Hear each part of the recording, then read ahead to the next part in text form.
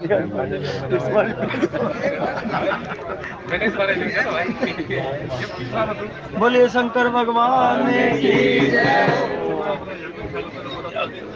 आदरणीय प्रभु प्रेमी, सर्वप्रथम यहाँ विराजित सभी महानुभावों के श्री चरणों में सादर प्रणाम। बोलिए जय श्री राम। चलते हैं श्री हरि चरणों में। तत्पश्चात जैसे परमपिता परमात्मा की कृपा से जो भाव आपके समक्ष रखे जाएंगे, जैसे उनकी इच्छा। श्री राम जय राम जय जय राम, श्री राम जय राम जय जय राम, श्री राम जय राम जय जय राम, श्री राम जय राम जय जय राम, श्री राम जय राम जय जय राम, श्री राम जय राम जय जय राम, श्री राम जय राम जय जय राम, श्री राम जय राम जय जय राम, श्री राम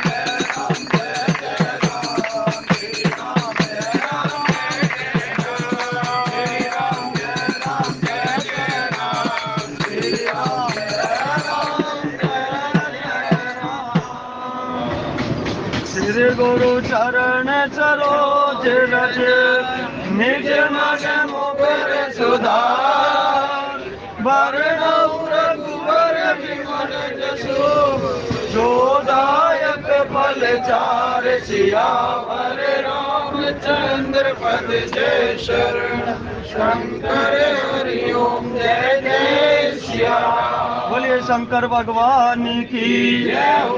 आदरणीय प्रभु प्रेमियों, बहुत ही पावन प्रसंग और आप सभी के बीच में विगत दिनों से माता सीता और भगवान श्री राम जी के विवाह का प्रसंग आप सभी के मध्य संत महात्माओं के द्वारा बताया जा रहा है कथा के माध्यम से। प्रभु प्रेमियों, देखिए यहाँ पर मानस जी के अनुसार गोस्वामी जी ने बड़ा ही अच्छा वर्णन किया और गोस्वामी जी ने श्री रामचंद्र जी को चंद्रमा स्वरूप बताया गया। और यूं कहिए कि मानस जी के अनुसार अगर मानस जी में चंद्रमा का जिक्र है तो 4 चंद्रमा का जिक्र मानस जी में किया गया, अन्यथा किसी रामायण में या किसी पुराणों में ना हो, लेकिन मानस जी के अनुसार 4 चंद्रमा का जिक्र यहाँ पर बताया गया गोस्वामी जी के द्वारा, जिनमें से 3 चंद्रमा को बिल्कुल स्वच्छ और निर्मल बताया गया और चौथे चंद्रमा को कपटी या यूं कहिए कि कलंकित बताया गया, क्योंकि कहते हैं कि जाकी रही भावना जैसी, प्रभु मूर्तिन देखे तैसी। तो गोस्वामी जी ने बताया, पहले जो चंद्रमा का जिक्र बताया वो बताया गया श्री रामचंद्र जी को चंद्रमा स्वरूप। दूसरा चंद्रमा बताया गया श्री राम जी के नाम रूपी चंद्रमा को। तीसरा चंद्रमा बताया गया भरत जी के यश रूपी चंद्रमा को। और जो चौथे चंद्रमा का जिक्र बताया गया वो बताया गया रावण रूपी चंद्रमा को मानस जी के अनुसार। पहले जो तीनों चंद्रमा बताए गए गोस्वामी जी ने, तीनों स्वच्छ और निर्मल, लेकिन जो चौथे चंद्रमा है, जो रावण रूपी चंद्रमा का जिक्र किया गया, उसको कपटी और अस्वच्छ जिसको बोलेंगे आप अपनी भाषा में, उसका जिक्र बताया गया। लेकिन प्रभु प्रेमियों, यहाँ पर देखिए जो हमें जो चंद्रमा दिखाई देते हैं, और यहाँ पर पिछले से पिछले दोहे में गोस्वामी जी ने जिक्र किया शरद पूर्णिमा के चंद्रमा का। और आप सभी जानते हैं भली बात है कि शरद पूर्णिमा का जो चंद्रमा होता है वो पूर्ण होता है, जो कि महीने में यानी कि 30 दिन में एक ही बार आता है। लेकिन यहाँ पर परमपिता परमात्मा का जो चंद्रमा का स्वरूप बताया गया, वो गोस्वामी जी कहते हैं कि वो चंद्रमा तो 30 दिन में एक दिन ही पूर्ण होता है, जो कि अपनी 16 कलाओं से संपूर्ण जो दिखाई देता है वो केवल और केवल शरद पूर्णिमा का चंद्रमा दिखाई देता है। बाकी दिन 29 दिन कभी घटता है कभी बढ़ता है। लेकिन जो रामचंद्र जी रूपी चंद्रमा है वो स्वतः ही हमेशा ही पूर्ण रहता है, 16 कलाओं से संपन्न। कहीं कहीं भिन्नता हो सकती है किसी किसी में, कोई कोई कहता है कि रामचंद्र जी को 14 कलाओं का अवतार बताया गया है, भगवान श्री कृष्ण को 16 कलाओं का अवतार बताया गया है। लेकिन गोस्वामी जी के अनुसार श्री रामचंद्र जी को पूर्ण रूप से 16 कलाओं का अवतार बताया गया है।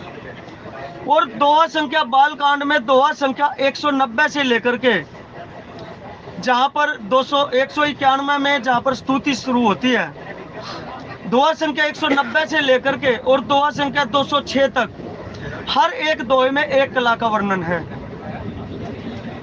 कभी मौका मिला तो 16 कलाओं का वर्णन अलग अलग दोहे में करेंगे आपके सामने।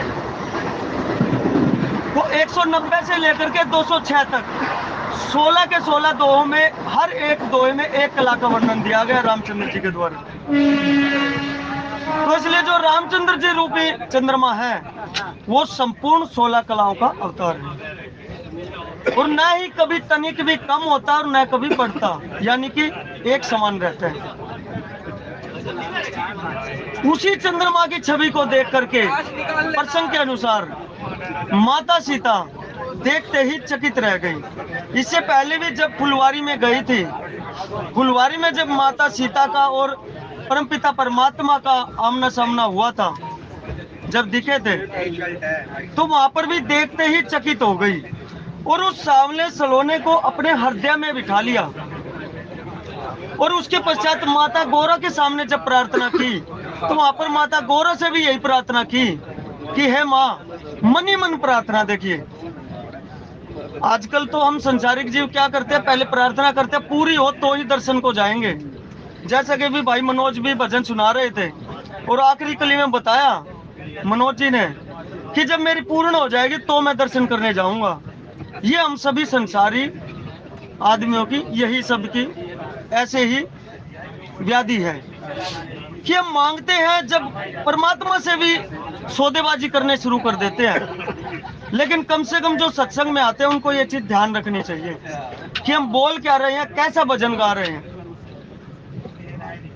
अन्यथा ना लेना, जो पकड़ में आई तो बता दिया। तो सत्संगियों को तो जो कथा में आते हैं, कम से कम उनको ये आभास जरूर होना चाहिए कि भाई हम गा कौन सा भजन रहे हैं, कीर्ति रूपी भजन गा रहे हैं, यश रूपी भजन गा रहे हैं, या उस परमपिता परमात्मा का गुणगान गा रहे हैं, या उससे मांग रहे हैं। हम कुछ मांग भी रहे हैं तो मांगने की भी विधि बताई गई है गोस्वामी जी ने। मांगा भी जाए तो उसी विधान से मांगा जाए। देखिए मांगा माता सीता ने भी आज, लेकिन माता सीता ने किस प्रकार से मांगा ये आप सबके सामने है और विगत दिनों से आप इसी प्रसंग को सुनते आ रहे हैं। मांगने की भी विधान है, कहने की भी विधान है, जानने की भी विधान है और अपनाने का भी विधान है। यानी कि संपूर्ण विधान हमारे जीवन से रिलेटेड जितने भी प्रश्न हैं सभी का उत्तर मानस जी में है, बशर्ते हम ध्यान से सुने बस। तो यहाँ पर देखिए माता सीता ने उस सांवले सलोने को अपने हृदयंगम किया और वहां पर माता पार्वती के सामने जब मांगा तो मन ही मन प्रार्थना की, मनु जाहि राचे ओ मिले सोबरू सहज सुंदर सांवरो। और जब हम हृदयंगम करके किसी चीज को चले और वो परमपिता परमात्मा, देखिए अभी गोस्वामी जी कहते हैं परमपिता परमात्मा को विश्व विलोचन चोर बताया गया। विश्व विलोचन चोर। आप एक बात समझिए, अगर कोई मान लीजिए आपके मकान में कोई साधारण किराएदार आए तो उसको आप आराम से बाहर निकाल सकते हो जब आप चाहो। और अगर आपके मकान में कोई टेढ़ा मेढ़ा आ जाए किराएदार तो उसको निकालने में आपको भी बड़ी मशक्कत करनी पड़ेगी। और ये परमपिता परमात्मा जिसको विश्व विलोचन चोर बताया, ये तो पूरी तरह से ही टेढ़े हैं। क्योंकि देखिए वो हमारे सामने सरकार कैसे टेढ़े हैं, उनकी ग्रीवा भी टेढ़ी, खड़े भी टेढ़े होते हैं, कर कमल भी टेढ़े, नैन भी टेढ़े, क्या कुछ टेढ़ा नहीं है। तो जब आप अपने इतने टेढ़े वाले परमपिता परमात्मा को अगर आप हृदयंगम कर लोगे, अपने उस मन रूपी घर में उसका वास कर लोगे, तो एक बार अगर वो आपके अंदर बस गया तो क्या आप उसको बाहर निकाल पाओगे? एक साधारण से जीवन यापन में कोई टेढ़ा सा कोई किराएदार भी आपके मकान में बैठ जाए तो वो भी आपके नाक को चने चबा देगा बाहर निकलने के लिए। और हो सकता है आपसे इतना भारी पड़ता हो कि आपके मकान पे कब्जा करके बैठ जाए। और ये जो टेढ़ा है विश्व विलोचन चोर, ये कितना टेढ़ा होगा? क्या आप इसको कहीं जाकर बेशक सुप्रीम कोर्ट में भी अर्जी लगा लो, क्या इसको अंदर बिठाने के बाद अगर आपके हृदयंगम हो गया तो क्या इसको निकाल पाओगे? तो जरूरत केवल कितनी सी, गोस्वामी जी कहते कि केवल एक बार इसको हृदयंगम कर लो। लेकिन हम तो कितनी बार दर्शन करते हैं, कितनी बार धामों पे जाकर के दर्शन किए, कितनी बार अंदर बिठाए लेकिन फिर भाग जाता है। कारण क्या है इसके पीछे?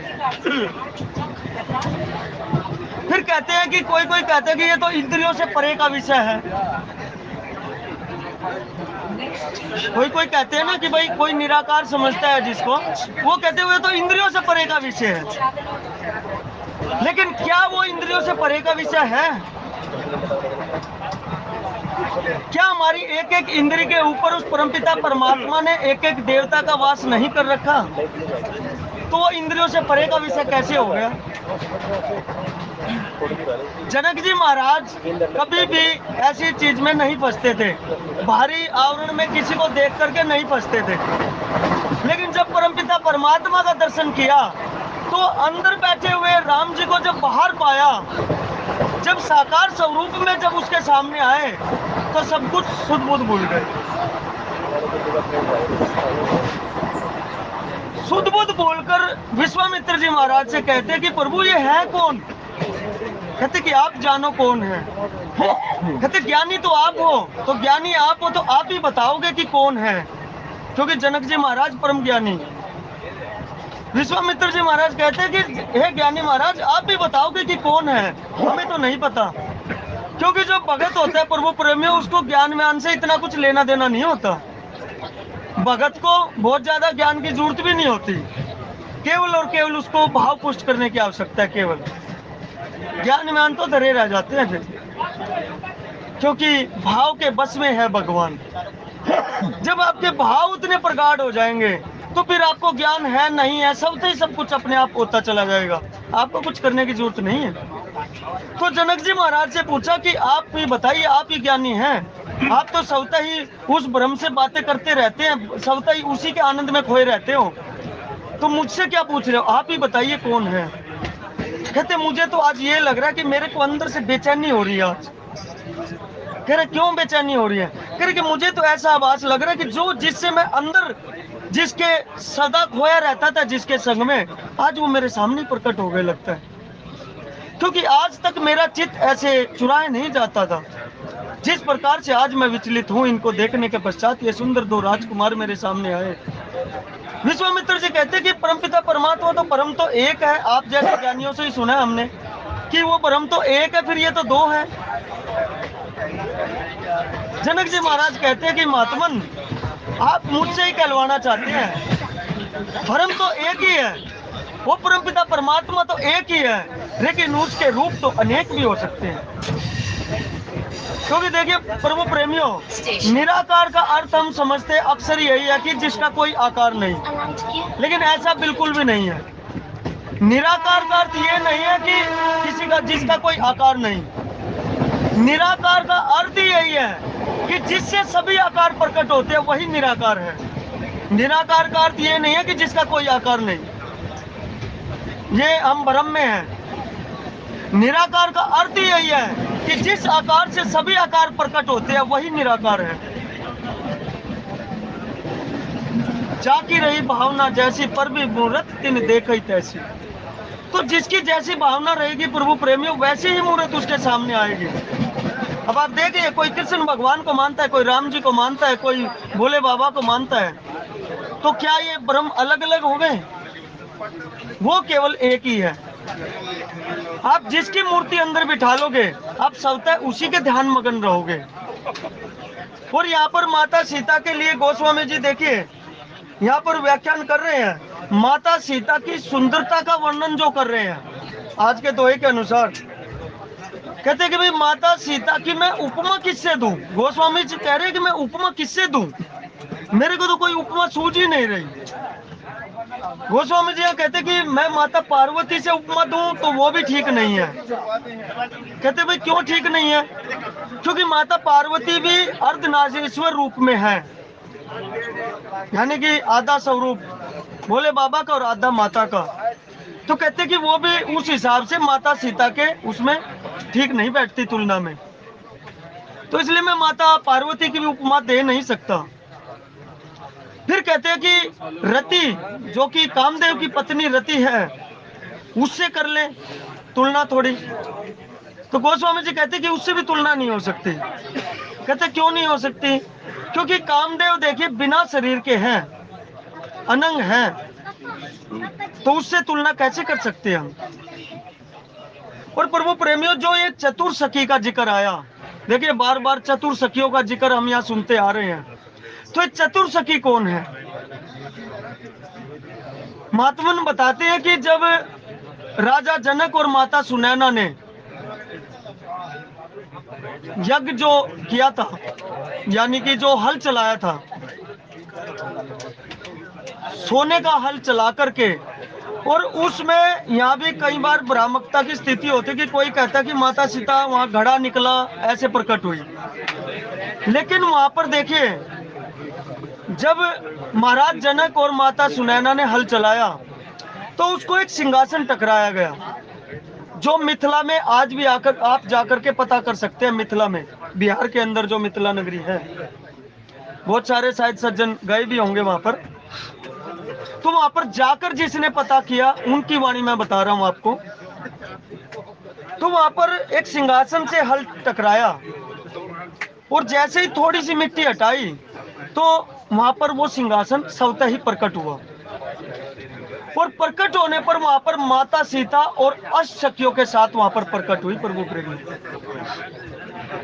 जैसे राधा जी की अष्टसखियां का जिक्र आता है, ऐसे ही माता सीता की भी अष्टसखियां वहां पर साथ में प्रकट हुई। और ये चतुर्शयानी सखियों का जो जिक्र गोस्वामी जी कर रहे हैं, फुलवारी से लेकर के, और जो वहां पर देखिए सखी, जो एक सखी वहां से अलग हुई और जिसने परमपिता परमात्मा की छवि को निहारा, और निहारने के पश्चात वो एक तरह से बावली सी हो गई, और जाकर के माता सीता को कहती है कि अरे तू ये फुलवारी क्या देख रही है, तू उन राजकुमारों को देख जाकर के, ये फुलवारी तो यहीं रहेगी, अगर वो सामने सरकार वहां से चले गए फिर कुछ नहीं मिलने वाला। क्योंकि कई बार कहते हैं ना, जब दर्शन करने के लिए जाते हैं कि भाई जल्दी जल्दी चलो कपाट बंद हो जाएंगे। तो चतुर्सखी, वो चतुर्सखी उन अष्टसखियों में से एक सखी वहां पर सियानी सखी, और उन सखियों के नाम अभी मेरे को याद नहीं हो पाए, इसलिए मैंने नोट किए हुए हैं। आप सब भी नोट करना चाहें तो माता राधा जी की तरह इनकी भी 8 सखियों का जिक्र मिलता है। और वो अष्टसखी, पहली सखी का नाम है चारुशीला, जो कि माता सीता के साथ प्रकट हुई थी, चारुशीला। फिर उसके पश्चात बरारोहा, हेमा, चौथी सखी का नाम क्षेमा, पांचवी सखी का नाम लक्ष्मणा, छठी सखी का नाम है पद्मगंधा, और सातवीं का नाम सुभगा, और आठवीं सखी का नाम है सुलोचना।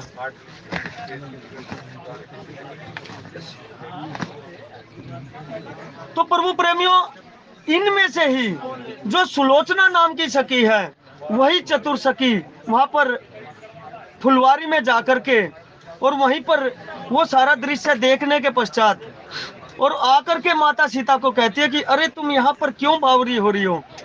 क्योंकि सुलोचना, आप नाम से ही देखिए, जिसके सफल नेत्र, सुलोचना, जिसके नेत्र इतने सुंदर, क्योंकि जिसके नेत्र सुंदर होंगे वही उस परमपिता परमात्मा का उस तरीके से दर्शन कर पाएगा। और वहां पर जब वापसी आती है और माता सीता कहती है और बाकी सखियां भी कहती है कि अरे तुमने देख क्या लिया ऐसा। कहते जिन नैनों ने, मेरी नैनों ने जिन्होंने देखा है उस सांवरे सरकार को, उन नैनों के मुख नहीं जो मैं वाणी से उनको बखान कर सकूं। क्योंकि प्रभु प्रेमियों, जब आपके भाव प्रगाढ़ हो जाते हैं, या आपको कहिए कि भक्ति मार्ग में चलते चलते कुछ ऐसा आपको आभास होना शुरू हो जाता है, और फिर कोई आपसे पूछे कि आपने इस मार्ग पर चलते चलते क्या प्राप्त कर लिया, तो आप बखान नहीं कर पाओगे। और मैं तो ये कहता हूँ वो बखान करना भी नहीं चाहिए, क्योंकि वो भाव का विषय है। और उन भाव को आप कहीं प्रकट करके, या उन भाव को अगर कोई आपसे ये कहे कि आपको ये करने से ये प्राप्त हो गया, ये कहाँ पर लिखा हुआ है, तो वो कहीं नहीं बता पाओगे आप। क्योंकि जो भाव से आपने पाया, जो भाव से आपने उस परमपिता परमात्मा के दर्शन करने के पश्चात, जो उन भाव में बहते हुए आपने जो आनंदित अंदर आपके उद्गम उठे, उन भाव का कोई वर्णन नहीं कर सकता। और ना ही वो भाव कहीं पर लिखे हुए मिलेंगे आपको, किसी शास्त्र में भी नहीं मिलेंगे वो भाव, क्योंकि उन भाव का कोई भी लेखन नहीं कर सकता। क्योंकि वो भाव बने आपको देखने से, आपको महसूस करने से, तो वो तो वाणी का विषय नहीं है। क्योंकि देखिए, जब शुरू में जनकपुर में आए थे परमपिता परमात्मा, विश्वामित्र जी के साथ, और वहां पर कहते हैं कि गुरुजी लक्ष्मण जी फुलवारी देखना चाहते हैं। तो वहां पर देखिए कितना सुंदर दृश्य है। तो विश्वामित्र जी कहते हैं कि राम जी लक्ष्मण जी फुलवारी देखना चाहते हैं, नगर देखना चाहते हैं, अच्छी बात है, फिर आप क्यों जा रहे हो इनके साथ? भाई लक्ष्मण जी को फुलवारी देखनी है, नगर दृश्य करना है, लेकिन आप क्यों जा रहे हो? मैं जनक जी महाराज को बोलता हूँ 2-4 सेवकों को साथ में भेजेंगे और पूरे नगर को दिखा लाएंगे। क्या आप पहले जनकपुर में आ चुके हो, जो आप जनकपुर को जानते हो, जो आप लक्ष्मण जी को जाकर के घुमा के ले आओगे? अब मान लो किसी धाम में मान लो नरेश जी गए हुए हैं वहां पर, तो हम इन्हीं को तो बोलेंगे कि हमें भी दिखा के ले आओ। मान लो प्रवीण जी कहे कि मैं दिखा लाऊं, प्रवीण जी से पूछा जाए कि आप कभी गए हो, ये कहे मैं तो कभी नहीं गया, फिर भाई आप कैसे दिखा के ले आओगे मेरे को? तो विश्वामित्र जी महाराज कहते कि राम जी फिर आपका क्या काम है? कहते नहीं प्रभु मेरे को तो जरूरी जाना पड़ेगा। कह रहे क्यों? ये प्रभु प्रेमियों इसी प्रकार से है, जिस प्रकार से समझिए कि किसी चश्मे की दुकान पे अगर हम जाते हैं, कोई महात्मन खड़ा था और वो डॉक्टर साहब उसको बार बार चश्मा लगाते, लेंस लगाते, उतार देते कि कुछ दिखा, वो कहते जी कुछ कुछ दिखा, फिर दूसरा लगाते, यानी कि नंबर बढ़ा बढ़ा के दिखाते रहते जैसे कि टेस्ट करते हैं। तो वो बार बार दिखाए और जब आखिर में कहते हाँ जी मुझे दिख गया। तो एक मेरे जैसा नाड़ी भी वहां पर खड़ा था और वहां पर खड़ा खड़ा देखता जा रहा है ये दृश्य। राम जय राम जय जय राम, राम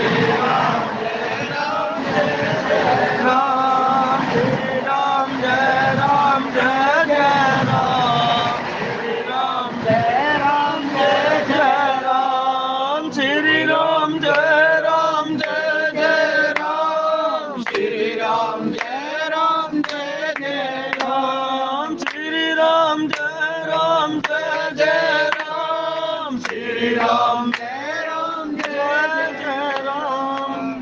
तो मेरे जैसा नाड़ी भी कोई खड़ा खड़ा देख रहा था कि भैया डॉक्टर साहब दिखा रहे हैं तो अच्छी बात है।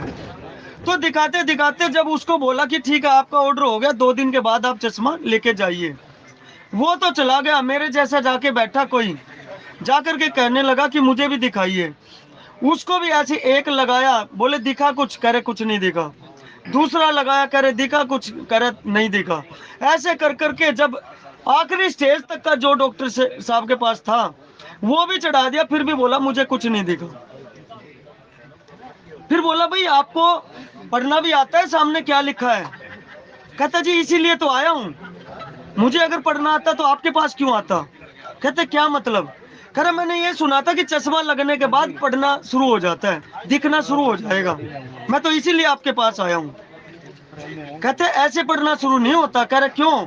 कह रहा अगर आपने पढ़ाई कर रखी होगी, यानी कि विद्या अगर आपके अंदर होगी तो ही आप बाहर देख पाओगे।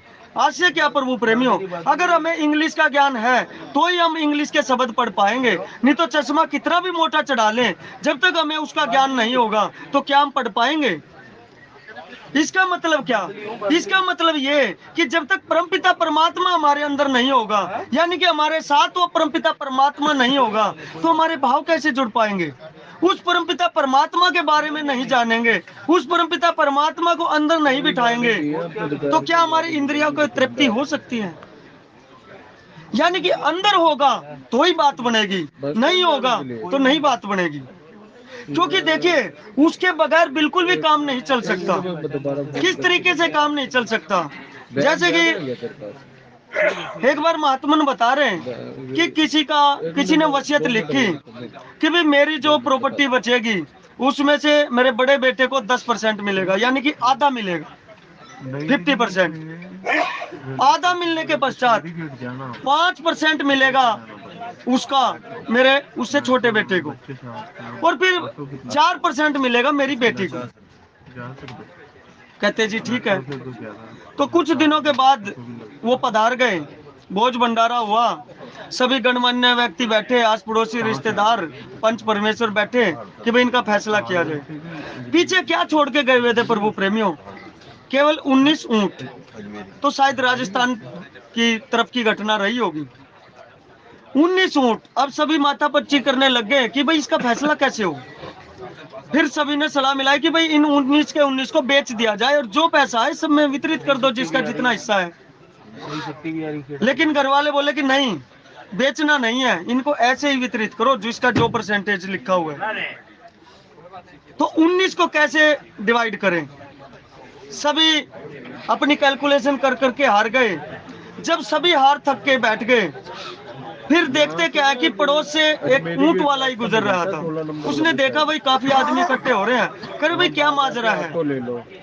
कहते हैं जी ऐसे ऐसे हमारे लिए मुसीबत छोड़ के चले गए, ऐसे ऐसे ये तो पधार गए, सभी अभी माथा पच्ची कर रहे हैं। कहते कोई बात नहीं, ये हमारे परम मित्र थे और मेरा ऊंट ले लीजिए, इनका फैसला तो अभी हो जाएगा। कहते जी कर दीजिए, आपका बड़ी मेहरबानी होगी। तो उस ऊंट वाले ने अपना ऊंट भी उन्हीं ऊंटों के साथ खड़ा कर दिया। अब टोटल हो गए 20। 16 नंबर। अब 20 का आधा बड़े बेटे को, कितने चले गए? 10। फिर बोले भाई 4%, चौथा हिस्सा उससे छोटे बेटे को। चौथा हिस्सा कितना हुआ प्रभु प्रेमियों? 5। वो 5 उसको दे दिए। फिर 5वां हिस्सा लड़की को। 5वां हिस्सा कितना हुआ? 4। 4 लड़की को दे दिए। 10, 5, 15 और 4, 19। 19 के 19 वितरित हो गए। श्री राम जय जय राम, श्री राम जय जय राम, श्री राम जय जय राम, श्री राम जय जय राम, श्री जय राम जय जय राम, श्री राम जय जय राम। तो वितरण हो गए 19। कह रहे भाई तुम्हारा फैसला हो गया, तुम्हारा वितरण हो गया, अब मेरा ऊंट मेरे को दे दीजिए और मेरी राम राम। प्रभु प्रेमियों आशय क्या? वो 20वां बटा भी नहीं, घटा भी नहीं और उसके बगैर काम चला भी नहीं। इसका आशय यह है प्रभु प्रेमियों कि परमात्मा है, परमात्मा के बगैर भी काम नहीं चलेगा और परमात्मा का कुछ आप कर भी नहीं सकते। बगैर परमात्मा के काम भी नहीं चल सकता, क्योंकि सृष्टि का एक पत्ता तक उसकी रजा के बगैर नहीं हिल सकता। तो उसकी सत्ता को जो नहीं मानता वो क्या होगा वो आप सभी जानते हैं। तो उसकी सत्ता है, रहेगी, और उसकी सत्ता के बगैर तो एक तनिक पत्ता तक हिल नहीं सकता। तो यहाँ पर गोस्वामी जी कहते हैं कि अब तुलना करूं तो करूं किससे? माता सीता की सुंदरता की मैं तुलना किससे करूं?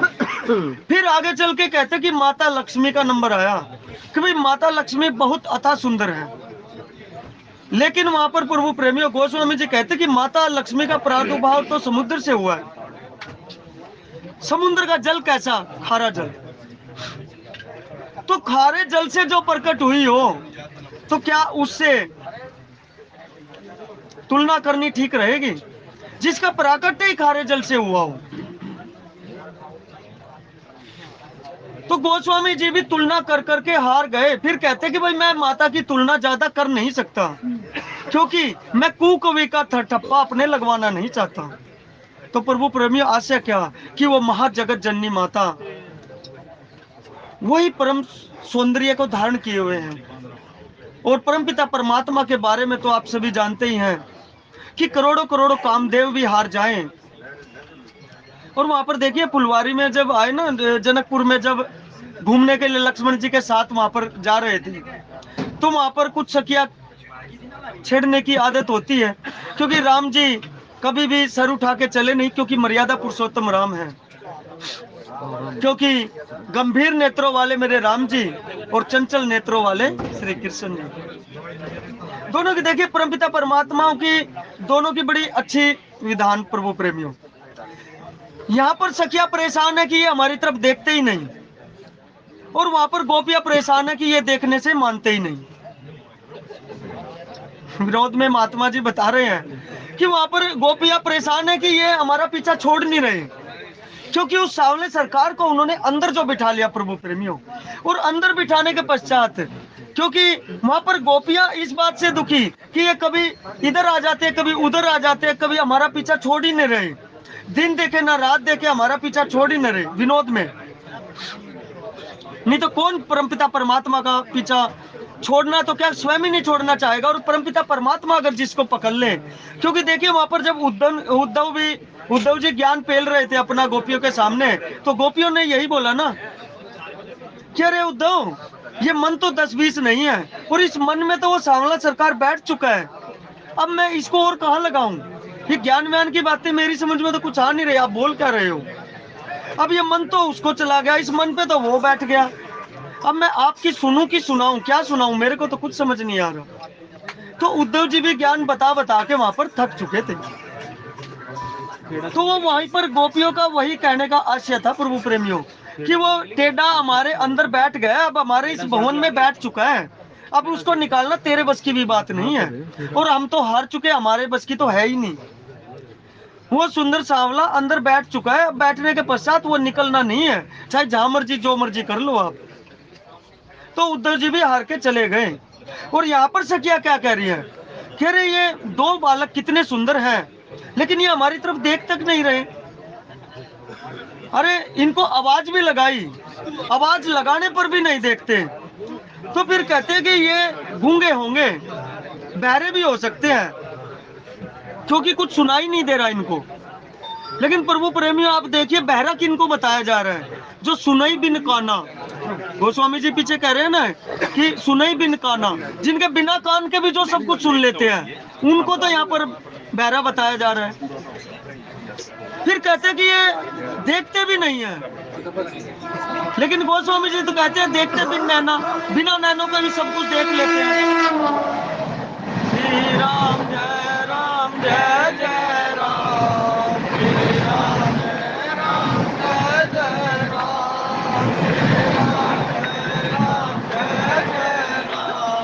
श्री राम जय राम जय जय राम, श्री राम जय राम जय जय राम, श्री राम जय राम जय जय राम। सखिया कहती है कि लगता है ये तो कुछ बोलते भी नहीं, लेकिन प्रभु प्रेमी गोस्वामी जी एक तरफ कह रहे कि बिन वाणी वक्ता बढ़ जोगी, कि इन जैसा तो कोई वक्ता ही नहीं है, बिना वाणी के ही सब कुछ कह डालते हैं। तो फिर सखिया कहती है कि नहीं, इनके ऊपर ऐसा करते हैं, कुछ डाल के देखते हैं। फिर दूसरी सखी कहती है कि डाल के तो देखते हैं, लेकिन डालेंगे क्या? कह रहे फूल डाल के देखते हैं। लेकिन दूसरी सखी भावपूर्ण कहती है कि अरे सखी, इनके ऊपर फूल डालेगी, ये कितने सुकोमल राजकुमार हैं, फूल की पंखड़ियों से भी इनके निशान पड़ जाएंगे, तो फूल भी कितने कोमल है। लेकिन मेरे प्रभु वो सांवले सरकार, ये दोनों राजकुमार कितने कोमल हैं, इनके ऊपर अगर आप फूल भी डालोगे तो उससे भी निशान पड़ जाएंगे।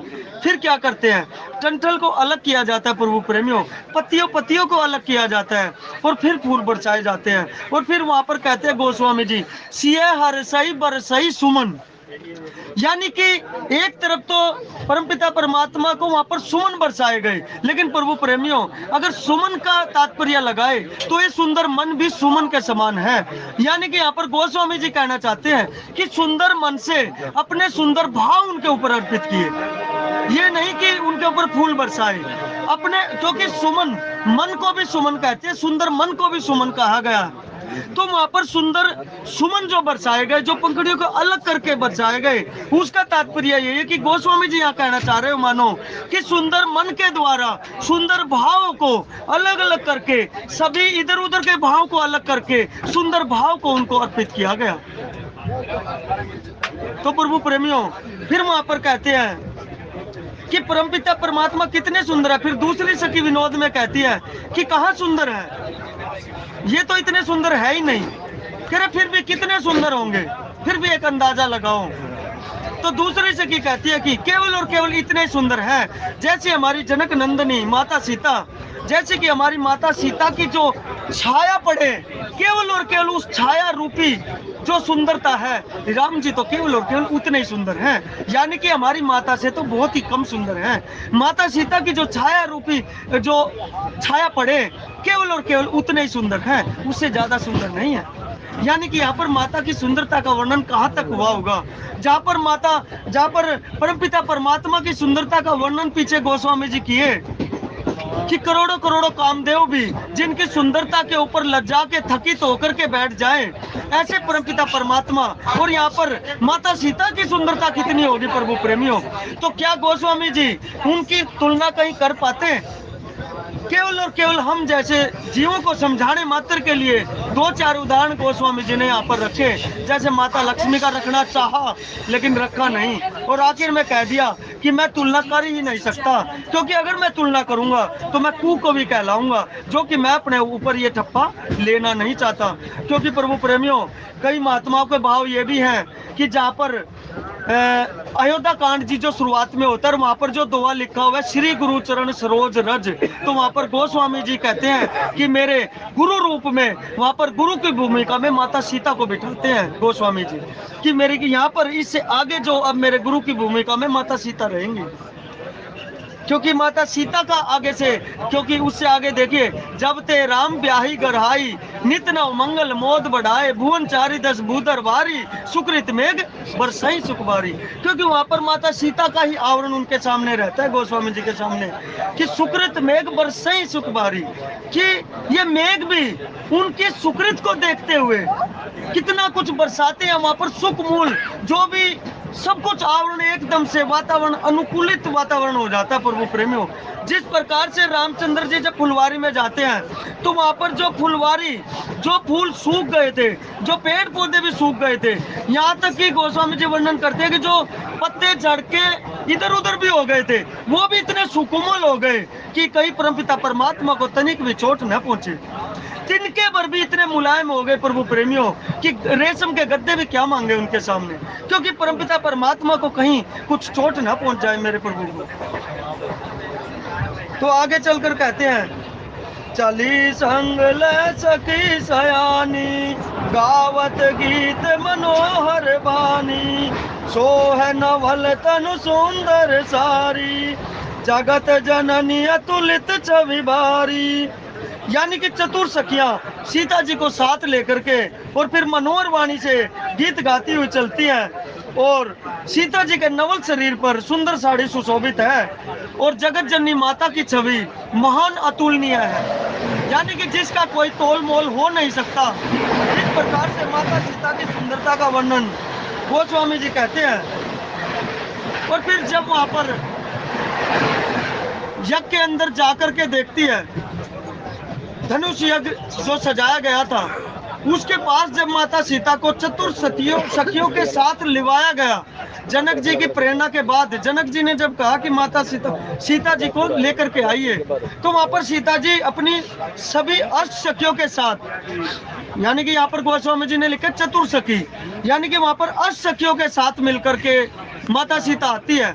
और माता सीता जब धनुष युग में आती है तो वहां पर उनको आते आते वहां पर जैसी जाकी रही भावना जैसी प्रभु मूर्तिन देख तैसी, वहां पर बैठे हुए जितने भी जो भी राजागण कहिए या बुलाए हुए अतिथि कहिए, जो भी वहां पर मौजूद थे, सभी अपनी भावना के अनुसार माता सीता को निहार रहे हैं। यानी कि भावना के अनुसार कैसे, कि जिसकी दुष्ट प्रवृत्ति थी वो माता को कैसे देख रहे हैं कि ये तो अति सुंदर है और इसको केवल और केवल हम ही वर्ण करेंगे। अगर हमसे धनुष नहीं टूटा तो कोई बात नहीं, हम फिर इसको दूसरे तरीके से, यानी कि जो धनुष को तोड़ेगा उसके पश्चात उससे लड़ाई करके इसको छीन के लेके जाएंगे। यानी कि वहां पर दुष्ट प्रवृत्ति के भी लोग विराजमान और सद प्रवृत्ति के भी लोग विराजमान। इसीलिए गोस्वामी जी ने पहले लिख दिया कि जाकी रही भावना जैसी प्रभु मूर्तिन देखई तैसी। और प्रभु का भी निहोरा सभी इसी प्रकार से कर रहे हैं प्रभु प्रेमियों, प्रभु को भी देख करके। और जो सद आचरण वाले लोग थे उन्होंने तो रामचंद्र जी का और माता सीता के रूप को देख करके, यहाँ पर गोस्वामी जी कहते हैं कि सभी स्त्री पुरुषों ने जो सद्गुणी थे, जो भावनात्मक थे, उन्होंने तो पलक मारना भी छोड़ दिया। गोस्वामी जी वर्णन कर रहे हैं कि उन्होंने तो पलक झपकाना ही छोड़ दिया, क्योंकि जब सौंदर्य का अगाध समुद्र सामने हो तो कोई इधर उधर कैसे देख पाएगा प्रभु प्रेमी। जब हम भी किसी विग्रह के दर्शन करते हैं, जाकर के कहीं भी लगाइए आप, जिस भी मंदिर में जाकर के दर्शन करते हैं, अगर हमारी भावना ठीक है तो केवल और केवल उस प्रभु को ही निहारेंगे प्रभु प्रेमियों। फिर हम इधर उधर में नहीं देखेंगे, वहां पर ताक जाक नहीं करेंगे कि मंदिर के सेवक तो ऐसे कर रहे हैं, मंदिर के सेवक तो ऐसे कर रहे हैं। अगर हमारी मंदिर में जाकर के भी, कहीं धाम पर में जाकर भी अगर यही प्रवृत्ति बनी रही, क्योंकि देखिए छाछ की तरह रही है प्रभु प्रेमियों, जैसा संत बताते हैं कि थोते का तो उड़ा दो और जो ठीक ठीक है उसको रख लो। क्योंकि हमारे पास ना तो इतना समय है प्रभु प्रेमियों, सभी का बड़ा छोटा सा जीवन सभी को मिला है कि हम उस थोते की तरफ भी ध्यान दें जो उड़ाने लायक है। उस थोते को ना देखिए, केवल और केवल यानी कि जो सार है, जो कि सार है, वजनी है, केवल उसको ग्रहण कीजिए। थोते के तो उड़ा दो और उड़ाने के पश्चात उसमें हो सकता है एक आधा दाना वैसा भी चला जाए, तो उसकी तरफ ज्यादा ध्यान देने की जरूरत नहीं। आशय यही कि जहाँ पर भी आप दर्शन करने जाओ तो केवल और केवल टकटकी लगा के अपने प्रभु को निहारो। उसके अलावा इधर उधर की बातों में ध्यान ना दे करके, इधर उधर ना देखे कि कौन क्या कर रहा है। क्योंकि देखिए मंदिर में भी हर तरह का लोग जाता है, हर तरह के मनुष्य हैं और वो भी हमारी सभी में से हैं। किसी को पता है, किसी को नहीं पता है। हो सकता है आप ठीक से आचरण करोगे तो आपका आचरण देख के वो भी सुधर जाए, लेकिन हम भाव लेके कुछ जाते हैं और दूसरे के आचरण को देख के अपने भाव क्यों खराब किए। अरे आपकी जो लगन लगी है उसको भी क्यों खराब कर रहे हैं दूसरे के भाव को देख करके। दूसरा अगर थोड़ा बहुत कुछ गलत कर रहा है तो उसको करने दीजिए। आप अपने भाव ठीक रखेंगे तो हो सकता है उसको समझ में आ जाए कि भाई इसके देखिए किस प्रकार के कितने अच्छे भाव हैं, तो कहीं ना कहीं उसको भी लगेगा कि तू भी तो यही भाव लेके जा सकता है ना। हो सकता है आपके सद्भाव को देखकर वो भी नकल कर ले आपकी। तो इस प्रकार प्रभु प्रेमियों, यहाँ पर जितने भी बैठे थे सभी जो सद्गुणी थे वो परमपिता परमात्मा को और माता को, जगदम्बी व माता सीता को इसी प्रकार से निहार रहे कि ये तो मेरे जगत के माता पिता हैं, मेरे असली माता पिता यही हैं।